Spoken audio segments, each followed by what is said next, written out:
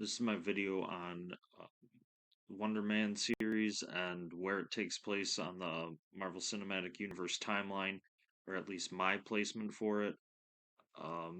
First, I'm going to start by covering the context clues, and then after that, I'll explain exactly why I placed it where I placed it. But then I'm also going to cover an extremely important scene that I've already watched other YouTubers cover Wonder Man and review it, and they skip over this scene. Yet it has some, I guess, potentially massive implications for the MCU timeline going forward. So, as we get into this, I'm going to issue a spoiler warning, not only for the Wonder Man series, but also a bunch of other projects I'm going to have to reference in order to actually place the Wonder Man series on the timeline. I will try to post a at least partial timeline, at least my personal one, in the description.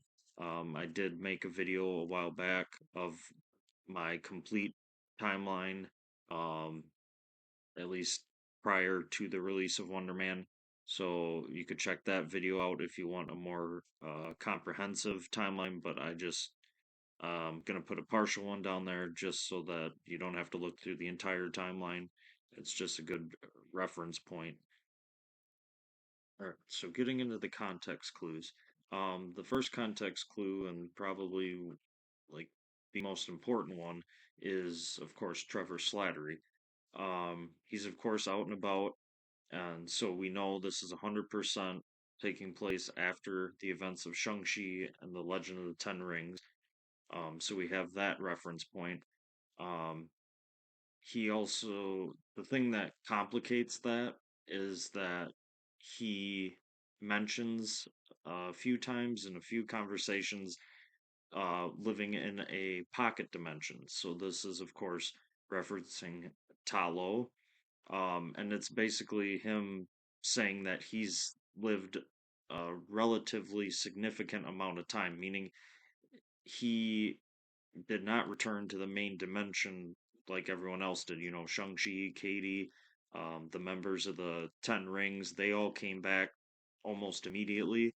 Trevor, however, as this indicates, actually lived there for some time after that. So, and we're never really given an exact amount of time.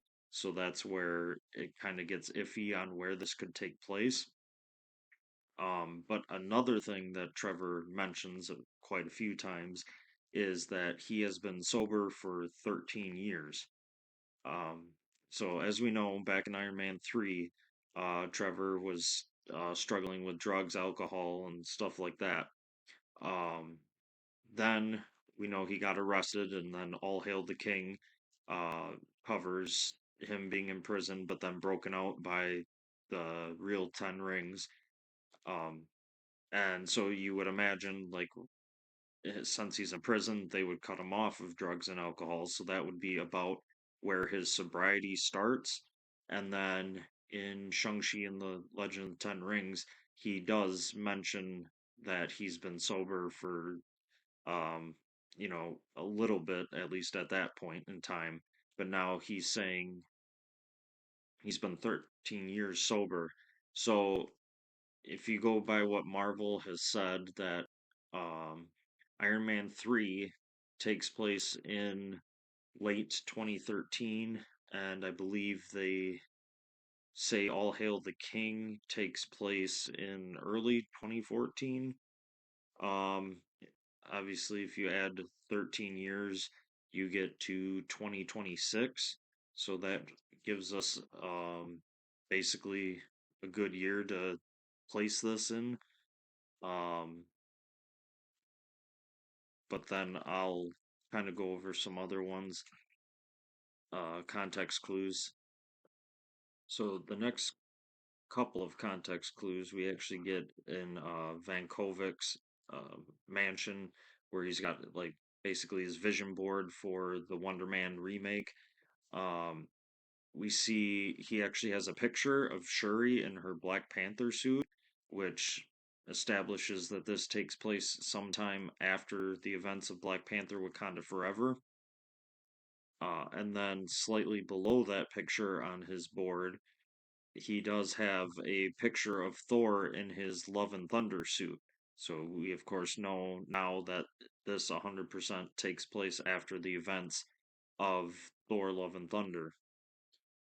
Uh, the next big reference point would be the Rogers the Musical poster. In the first episode, we see a sign that says Rogers the Musical is now being turned into a featured movie.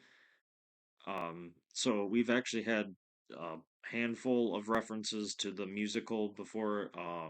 The first time we saw it, at least by release date of projects, was in Hawkeye, where we saw Clint trying to sit through it. I believe in my timeline, I have No Way Home taking place before the events of Hawkeye, and I believe there is a poster or some sort of advertisement for Rogers the Musical there.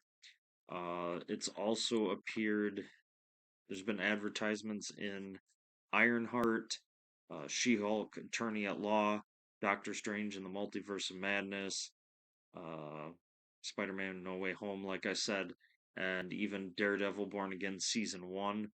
So I'd say that is kind of important to take into consideration when trying to figure this out because then, realistically, we know that in order to be turned into a movie, you would imagine the musical had to have been around for quite some time and needs to be successful in order to warrant a movie being made about it. So that's kind of where what I was taking into consideration when trying to find the placement for this. The next the next context clue is pretty much related to damage control. We have Agent Cleary, who made his debut in Spider Man No Way Home, investigating Peter, and then he made his return in the Ms.Marvel series, investigating Kamala. And in here, he's trying to basically find a reason to put Simon in the Supermax facility. The Supermax facility was originally seen, at least partially, in Shang-Chi and the Legend of Ten Rings. That's where Wong was basically helping Emil Blonsky, the Abomination, escape to go to the Fight Club and all that stuff. We see his jail cell um, a little bit when Wong opens the portal. And then we saw more of it in She-Hulk, Attorney at Law, and the Ms.Marvel series. Um, before we see it here. And we have um, one of Cleary's bosses complaining that they're going to basically lose federal funding because they don't have people in jail there. So they need to, arrest as many superpowered beings as possible in order to basically stay in business. Um, so so we've already seen like Emil Blonsky used to be in there, but now he's out. Um, we saw other people, the clandestines, arrested, and now they're gone. So that's kind of what helps place this later in the timeline, is that they just really can't keep many of the prisoners they do end up having in there. Um, and I believe those are most of the context clues that I noticed. Again, I don't know if I've seen uh, if caught every clue or everything. I just watched it once so far. So yeah, if you caught anything, uh, please put in the comments, and I'll try to figure something out if there was something I didn't catch. Um, so for my personal placement on my personal timeline, I would put this ahead of Daredevil Born Again Season 1. I already saw that Disney has officially put it on Disney Plus as after Fantastic Four First Steps. Because I think if you line up all the dates and look at all the clues, it kind of ends around 2028, I believe. So that's almost concurrent with Thunderbolts. Um, I've already seen people are confused on why it's after Fantastic Four First Steps, since that's in an alternate universe. But um, I feel like this show really does have some wiggle room on where you could watch it.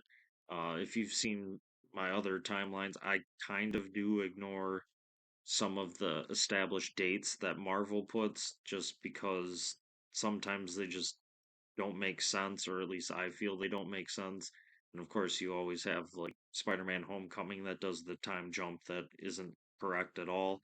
Um, and sometimes I feel like the dates really mess with continuity sometimes because it's more stringent rather than just having a story that's a little more flexible. Um, and that's kind of why I put it where I'm putting it. Uh, for number one, it's the flow of the story.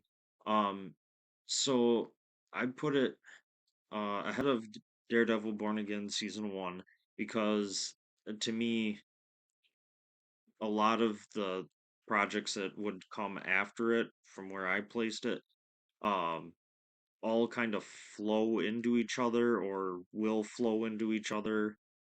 Some of them I don't know. So like Born Again season one, I imagine that season two is gonna follow up relatively close to that.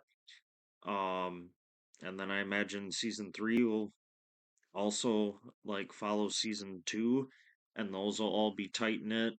Um, and then going into Agatha all along, I feel like maybe again this is just my speculation as of right now. Um, that might be better placed alongside Vision Quest when that comes out, so you kind of have that, Billy and Tommy connective story a little closer together on the actual timeline rather than the release date. Um, and then beyond that, you get into like the actual like Avengers Doomsday plotline of Captain America Brave New World, where you have um basically the reassembling of the Avengers. Then you have Thunderbolts establishing the new Avengers, but then also um you have the Fantastic Four coming through the rift in space, and you also had the leader teasing some other team in another universe. And then, of course, Fantastic Four First Steps explains the whole post credit scene of the Thunderbolts. And then that's all pretty much going to directly lead into, or it's at least speculated, um, that's all going to lead into Avengers Doomsday. So I feel like throwing in Wonder Man in the mix of that is a little odd.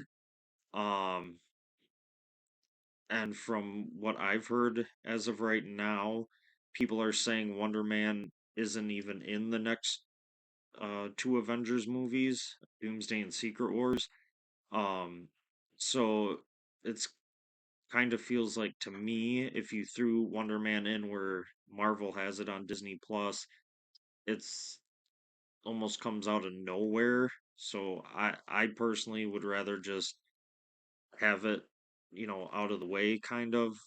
I like the show, but I'm not saying it's terrible. But just the flow of the story, have all of Daredevil together, have the Doomsday plot just all back to back to back, rather than have start the Doomsday plot and then over there this almost random thing is happening.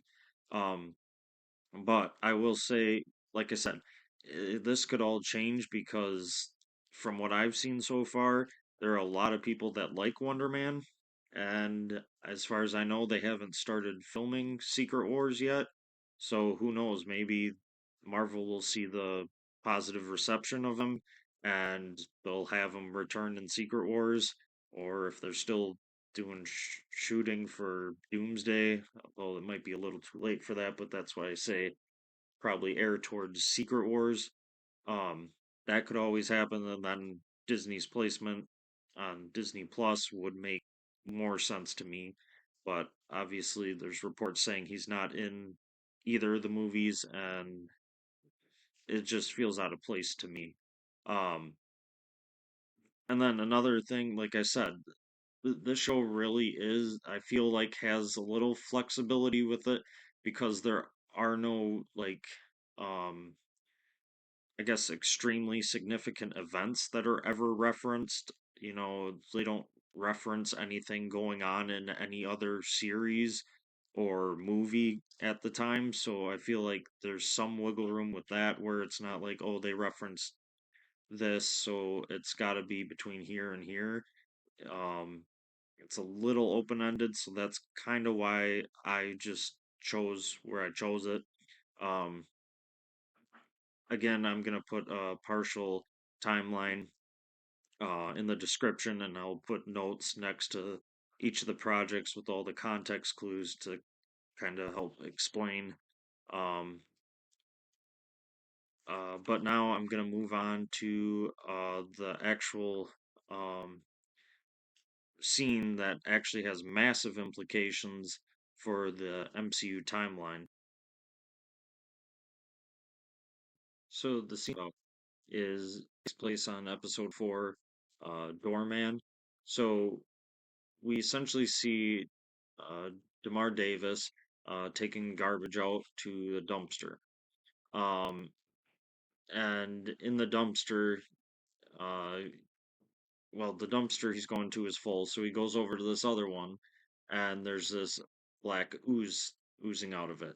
Now, obviously, some people might recognize that the dumpster belongs to Roxxon, which of course was is basically this oil company. Um, they really haven't done much on the Marvel Studios side of things, but they are kind of relevant to basically the Mandarin plot because that's where um, they were essentially victims of uh, the fake Ten Rings. So anyway, so people that watch the Marvel Studios side of things, they might not actually understand what's going on in this scene, and that I found really interesting because I've been saying in multiple videos that I really believe Marvel Studios is trying to canonize the remaining Marvel television projects. And for me, I thought they were waiting all the way until like Vision Quest might have been the next time we got something, but they ended up surprising me and they did it in Wonder Man. So, if you're not familiar, um, that black ooze coming out of the dumpster is extremely significant. Um, so in the comics, Damar Davis is actually a mutant, so he was just born with his powers. So right off the bat, um, they're kind of changing his origin story. So his powers are essentially the same as you saw in the show, but they're tied to the basically what's called Dark Force, and it's a counterpart to the Light Force. And so in the comics, he's just born with this ability to, walk through walls and be a portal himself. But the interesting part is they switch that up here. And so the question I have is like, well, why? We already kind of had mutants introduced, especially, Ms.Marvel and Namor. They've already been identified as mutants. So I feel like that's something to take note of that they diverted from the mutant origin story to make him a mutate. So what does that mean?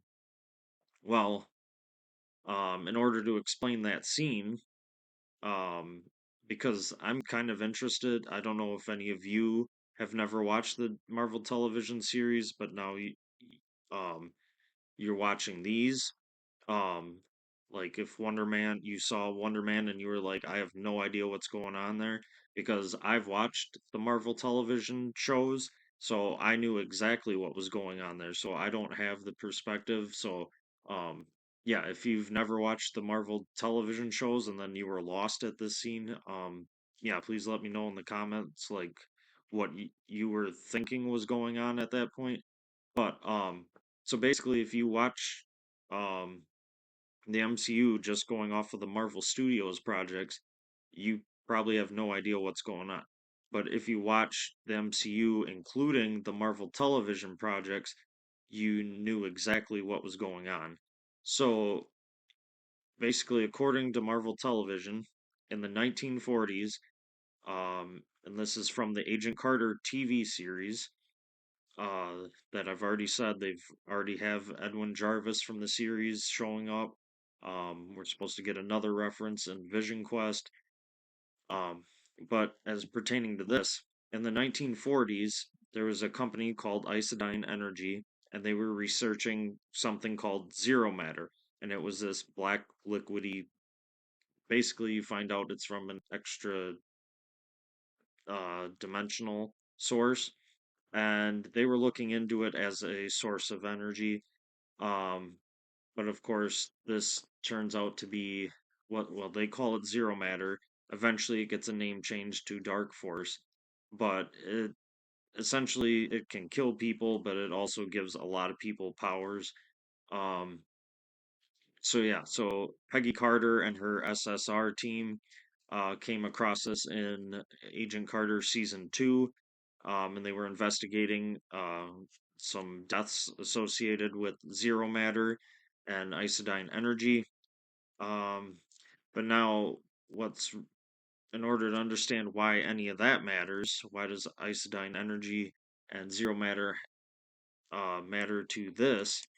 Is that if you jump over to Agents of S.H.I.E.L.D., um, I believe in the 4th season, the episode's called The Good Samaritan. They actually talk about isodyne, and they bring up that in the 50s, Isodyne sold their company to the Roxxon Corporation. So now that ties in to the Roxxon dumpster and why it would have dark force pouring out of it. There's that connection there. Now, beyond that, Roxxon still has even more history with dark force, and that actually is covered in Cloak and Dagger. They have a golf platform, I think they call it, in the Gulf of Mexico. It's near Louisiana, where the Cloak and Dagger TV series take place. Um, and essentially, that platform uh, is drilling, and they come across a volatile mixture of dark force energy and light force energy. And so they're trying to bring it up and research it and everything, but basically the platform ends up being destroyed, and the energy given off from that is what gives Cloak and Dagger their powers, along with the villain Despair. Um, so that's kind of how that all connects to each other. And then similar, um, that I should point out is that Uh, Cloak and Doorman have very similar powers as far as like teleporting people through use of the Dark Force. So yeah, that's pretty much the scene that I think is really important, because this is one of those seeds that I've been saying that I feel like Marvel Studios is planting, so they don't just outright um, kind of do a crossover acknowledgement of the series, but they can sprinkle in these little references throughout the shows to show you that they are canonizing other things. Because if you haven't watched, Agent Carter, Agents of Shield, Cloak and Dagger, um, those shows give that scene context. When has Dark Force ever showed up in a Marvel Studios project? It's never happened so far. This is the first time. And really, you watch it, you have no idea what it is. But watching these shows, you understand all these references. Um, but yeah, like I've said, I've watched other YouTubers, and um, I've seen, some YouTubers, they just completely skip over it. I saw one YouTuber, he like quickly mentions just Cloak and Dagger, but then it was like, it's probably nothing. But if you actually look into the whole scene, the Roxxon connection, the Dark Force connection, and why is this guy that's supposed to be a mutant just not simplified as a mutant? He could have just said he always had this power or something like that, but instead they chose to make him a mutate, similar to, Cloak Dagger, Despair. I think Agents of S.H.I.E.L.D. had the villain Blackout, and that was basically his origin story as well. It was tied to the Dark Force. So I just wanted to point that out because, like I've said, um, there's a few references here and there, with Edwin Jarvis returning, the Darkholds mentioned in Agatha all along, and stuff like that seems to indicate that Marvel Studios is trying to canonize some of the last few shows, like they already did with the Defenders and the Punisher. Um, so yeah, just thought that was awesome as a fan of the Marvel television shows, and waiting years and years for them to be acknowledged, only for Feige to say, they're not canon. But then you have Marvel Studios walk back on that and canonize them, so it's kind of been this whole back and forth. But anyway, as pertaining to the timeline, like I said, I made a video before if you haven't seen it, um, and I included the Marvel television projects in there, just in case people wanted to watch them in relation to all the other stuff getting ready for Doomsday. Um, but yeah, so these things, obviously there hasn't been official confirmation that that's what that scene was intended for. I should note that, but it just makes more sense when you have the context of those shows to explain what's going on there. Um, so yeah, um, I guess like I said, if you noticed anything in the show that helps move the show around on the timeline compared to where I'm personally placing it, like I said, I want to put it there for right now, at least, because I feel like the other stories will just flow better without having just a random story out in California. Um, because we got all the Daredevil stuff happening in New York and all this other stuff that I just feel like it's a weird break in the storylines. But yeah, please let me know your thoughts. Like and subscribe, and I will try to do more videos every time a project's released.